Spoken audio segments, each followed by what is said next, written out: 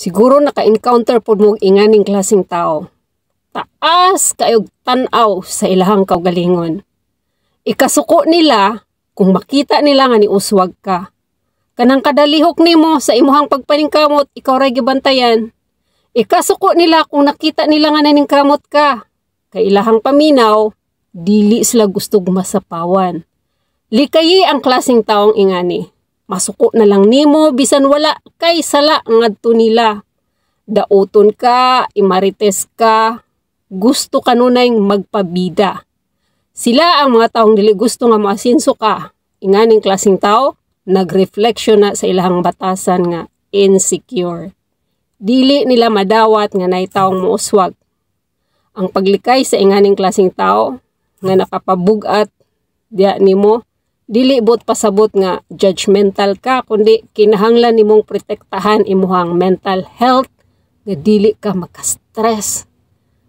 Kana naikalinaw imuhang panghuna-huna, dapat nga mag-focus ka sa kaugalingon para ma-improve nimo imuhang personal growth. Unya, magka-peace of mind ka. Importante dapat mamili tagtaong nakapalibot nato. Katong mga taong positive mindset nga mahimo tang the best version sa ato ang kaugalingon.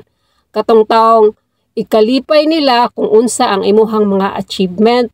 Katong mga tao nga willing mo support nimo para mahimo kang maayong tao sa katilingban. Dili ka dauton bisan sa imuhang pagtalikod, matinud-anon diha kanimo.